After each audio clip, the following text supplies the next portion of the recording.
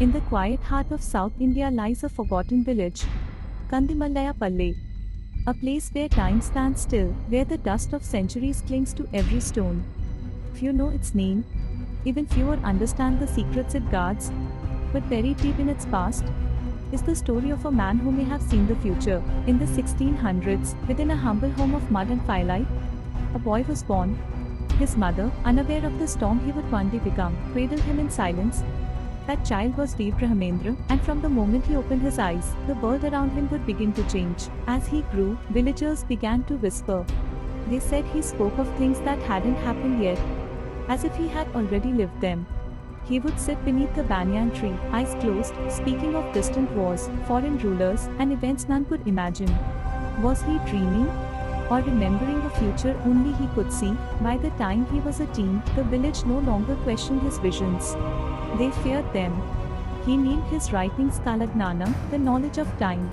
And in them, he foretold the arrival of white-skinned men, of chariots that breathed fire, of floods that would swallow entire cities.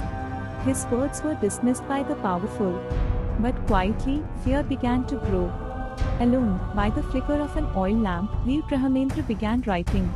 Palm leaves turned to pages of prophecy. Some said he predicted the British Raj.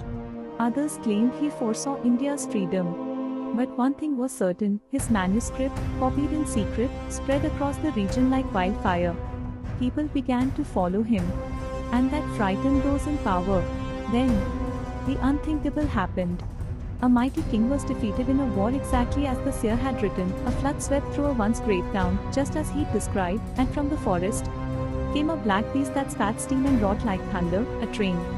The villagers no longer doubted. The world he wrote of was unfolding before their eyes, but there was one prophecy left. The most terrifying one of all was about himself. Veer Brahmendra said he would not die like other men. He would walk into a cave, alive, and seal himself inside. He told his followers not to cry, for he would return when time called him again. On the final day, hundreds gathered. They watched in silence as the seer, now aged and glowing with peace, entered the cave. He sat cross-legged and began to chant. Slowly, stones were placed over the entrance until only silence remained. To this day, the cave remains sealed. And believers say, he sleeps, not dies. In modern times, people still visit the cave. They bring flowers, light candles, whisper prayers. Some say his return will mark a new age for India. Others call it myth. But one thing is certain, the story of Veer Brahmendra continues to echo across time. Would you believe a man who claimed to see the future? Let us know in the comments. And subscribe to Nodia for more stories that time tried to bury.